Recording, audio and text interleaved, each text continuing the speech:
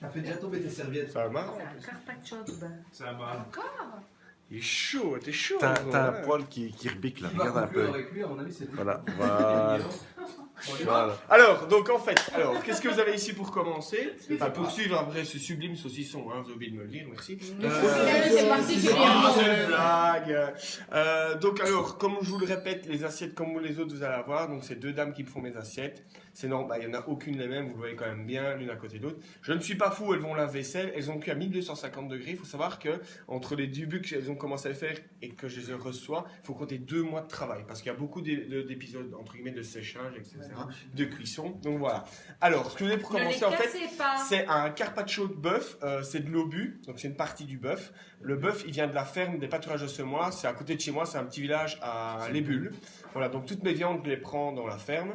Tout ce qui est volaille, je vous expliquerai tout à l'heure exactement d'où ça vient. Tout ce qui est légumes, comme ici, le petit tartare que je vais vous expliquer après, j'ai quelqu'un qui me fait tous mes légumes. Il n'y a que les épiceries fines comme la farine, ça que je fais venir via les SPC, qui est un grand magasin. Voilà, c'est bien. C'est un autre Et donc ici, donc, vous avez un carpaccio de bœuf que j'ai badigeonné d'huile de cèpe. L'huile est réalisée toujours à côté de chez moi en Sarre. C'est pas tout ce qu'il y a de bien à côté de chez moi. J'habiterai Charleroi, je prendrai que des produits du coin. Bien voilà. sûr. Je défends mon terroir, ma région. À part la, Oh, il y aurait des à part la carabouillards. coque et les pétards, J'aurais quand Il y même. aurait des carabouillards. Et sur l'intérêt, on fait des élevages, mon ami. Arrête. Terrible. Faudrait Il que y je aurait voie. des les gars, si carabouillards. vous laissez pas manger, on va manger froid. Ça va être froid, ouais. Eh, c'est froid. Hein.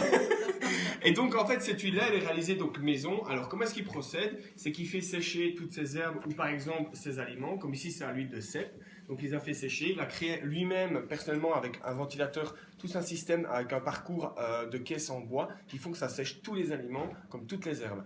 Ensuite il fait chauffer une huile bio à 40 degrés, pas plus haut 40 degrés, sinon ça devient âcre. Directement, il y met toutes ces herbes séchées dedans et alors il lui met ça dans un grand verre transparent. Ça doit être transparent pour que ça, on doit voir la lumière. Il filme le dessus et il laisse ça pendant 21 jours, exactement. Ensuite, il égoutte son huile. Il faut savoir qu'il ne presse pas l'huile, donc il ne presse pas les derniers cèpes qui restent ou les dernières feuilles de basilic ou quoi. Pourquoi? Sinon, ça amène l'amertume dans l'huile, d'accord? Donc il laisse égoutter pendant une journée et ensuite il embouteille directement classiquement lui-même. Donc ça fait partie. Ensuite, j'ai mis de la fleur de sel Maldon, qui est des cristaux de sel. C'est comme du sel de Guérande, mais totalement différent. Ensuite, donc vous avez un petit crumble à base de piment d'Espelette. Vous avez en fait des olives noires qui ont été séchées au four. Donc je les ai mis entre 4 et 6 heures à un four à 140 degrés pour qu'ils sèchent totalement, qu'elles soient en vélo. Ensuite, il y a des petites feuilles d'estragon. Vous avez un petit tartare concombre, courgette du jardin avec de l'huile de cèpe, toujours un petit peu d'ail des ours séché. Voilà. Et alors, vous avez encore quoi d'autre? Eh bien, vous avez rien. Ah si, vous avez des petits. Donc, il y a des petits morceaux de gelée de vinaigre. Donc, j'ai mis différents vinaigres. Il y a du sureau, d'estragon, de sushi. Il y a de l'eau, du sucre, du sel. Et il y a un mélange d'épices séchées provençales qui est bio, qui est réalisé bien sûr en France. Alors, pour expliquer un petit peu comment vous allez manger. Bilou! Bilou, tu fais le con. Bilou, il a entendu aïe des ours, il est devenu fou. Alors, en fait, fais il de la faut merde. savoir que chaque plat que vous aurez, d'office, la composition Et t'as fondé. c'est fait exprès. Donc en gros, bah, vous allez voir, avant le dessert, vous êtes chaud. Hein.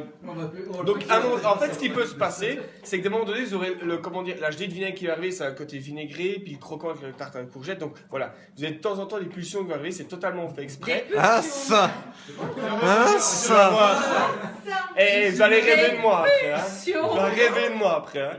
Et en fait, le but, c'est pas de mélanger le tout, de faire de la bouillie, de Moi, manger c'est en mes une mots. fois, mais c'est bien d'avoir chaque fois un petit peu de chaque chose qui va vraiment amener sa petite touche supplémentaire. Il y a des choses plus salées que d'autres, c'est fait exprès, c'est voilà, chaque fois pour contrer le goût de ceci, de cela. Voilà, je me tais pour une fois et bonne dégustation. Merci.